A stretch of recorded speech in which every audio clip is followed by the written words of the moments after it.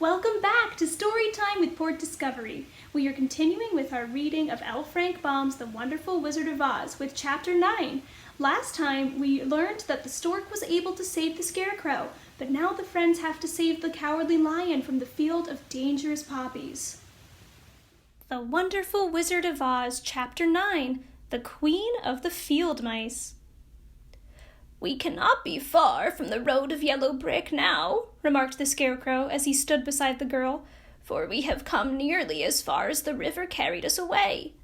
The Tin Woodman was about to reply when he heard a low growl, and turning his head, which worked beautifully on hinges, he saw a strange beast come bounding over the grass towards them.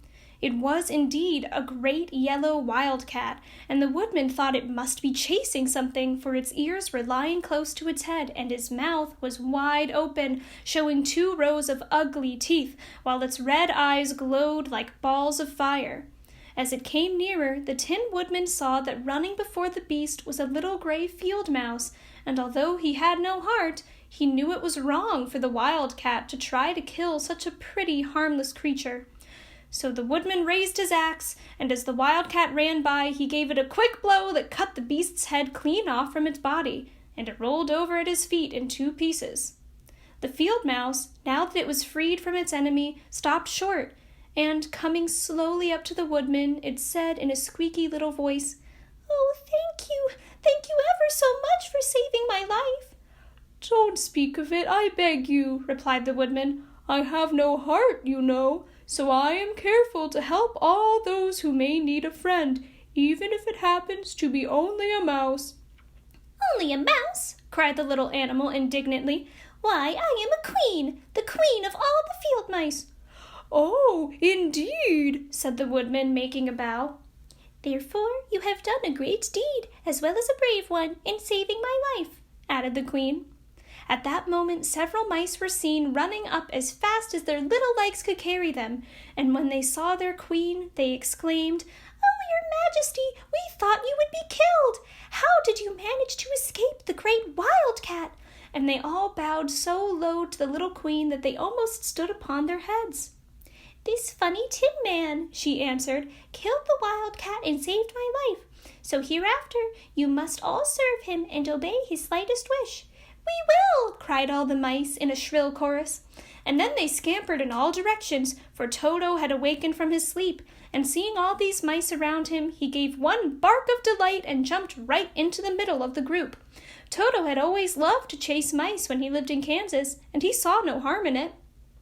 But the Tin Woodman caught the dog in his arms and held him tight, while he called to the mice, Come back! Toto shall not hurt you." At this the Queen of the Mice stuck her head out from a clump of grass and asked in a timid voice, "Are you sure he will not bite us?"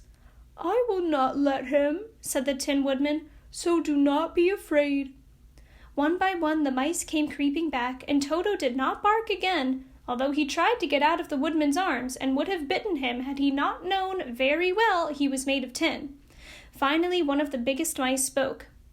"Is there anything we can do?" it asked, "to repay you for saving the life of our queen?" "Nothing that I know of," answered the woodman. But the Scarecrow, who had been trying to think, but could not because his head was stuffed with straw, said quickly, "Oh, yes, you can save our friend, the cowardly lion, who is asleep in the poppy bed." "A lion!" cried the little queen. "Why, he would eat us all up." "Oh, no," declared the Scarecrow. "This lion is a coward." "Really?" asked the mouse. "He says so himself," answered the Scarecrow, "and he would never hurt anyone who is our friend. If you will help us to save him, I promise that he shall treat you all with kindness." "Very well," said the queen. "We will trust you. But what shall we do?" "Are there many of these mice which call you queen and are willing to obey you?" "Oh, yes, there are thousands," she replied. "Then send for them all to come here as soon as possible, and let each one bring a long piece of string." The queen turned to the mice that attended her and told them to go at once and get all her people. As soon as they heard her orders, they ran away in every direction as fast as possible. "Now," said the Scarecrow to the Tin Woodman, "you must go to those trees by the riverside and make a truck that will carry the lion." So the woodman went at once to the trees and began to work, and he soon made a truck out of the limbs of the trees, from which he chopped away all the leaves and branches. He fastened it together with wooden pegs and made the 4 wheels out of short pieces of a big tree trunk. So fast and so well did he work that by the time the mice began to arrive, the truck was all ready for them.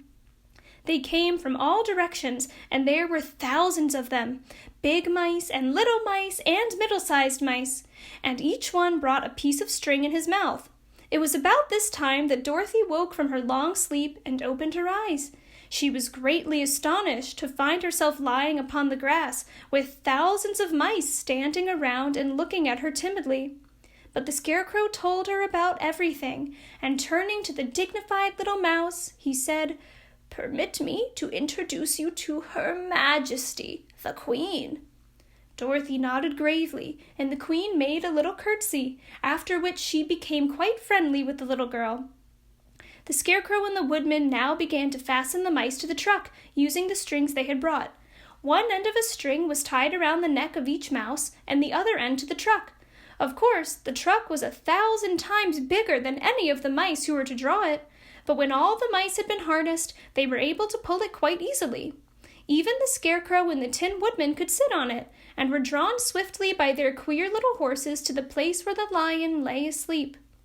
After a great deal of hard work, for the lion was heavy, they managed to get him up on the truck.